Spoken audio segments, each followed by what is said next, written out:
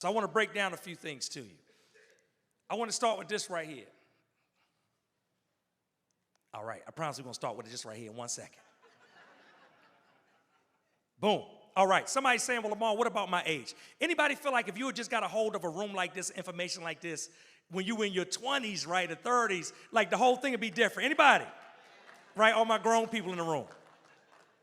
But what if I told you it's been a fallacy that's been pushed down on us that the most successful people, right, the most successful entrepreneurs are 20 years old and 25 years old building their garages? What if I told you that is a lie? Most of America's large companies are built by people over 40 years old. Companies like Zoom, right? Anybody use Zoom? Anybody use Zoom just yesterday, right? You're like, man, I got off the Zoom to get here, Lamar.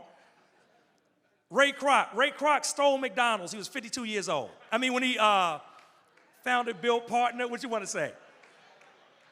Geico, 50. Vera Wang started her own fashion line at 40 years old. The Gap, 44, right? Sam Walton, the Walton's one of the richest families in America. He didn't start Walmart till he was 44. Truett Cathy didn't start Chick-fil-A until he was 46 years old. One of my favorite interviews, right? It's a dude on social media called Gary Vee. Anybody seen dude Gary Vee before? He was interviewing a dude named Jeezy, a rapper. Y'all don't know Jeezy here. Y'all don't know Jeezy. Come on, who know Jeezy? Y'all know Jeezy. He was interviewing Jeezy, right? He said something that was so profound, it made me change the way I thought about everything.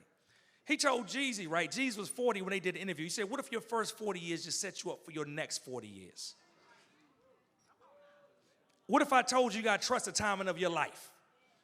What if I told you everything leading up to this point was prepare you for the next point? Come on, y'all want to go deeper, say deeper. So this is the next question, right? What's your money goal? Somebody yell out to me like if you, how many of y'all got a business? Let me see, raise your hand if you got a business. All right, most of the room, I love it.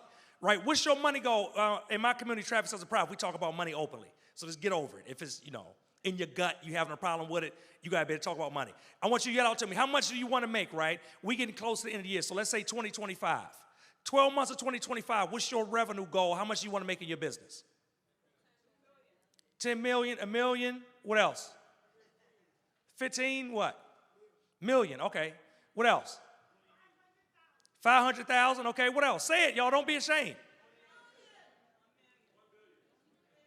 A billion, somebody said a billion. Meet me in the hallway after this. But only if you got a plan to get there. If you ain't got no plan, just follow me on social media. All right, anybody want to get to their first 6 figures? Right? I love it. Guess what? If that's the goal, you should be yelling out the goal. That's a lesson. Oftentimes, we're intimidated by the person's goal next to us. So if somebody say, man, I just want to get to my first 6 figures, but was afraid to shout it out because somebody else said, I want to get to 1 million or 10.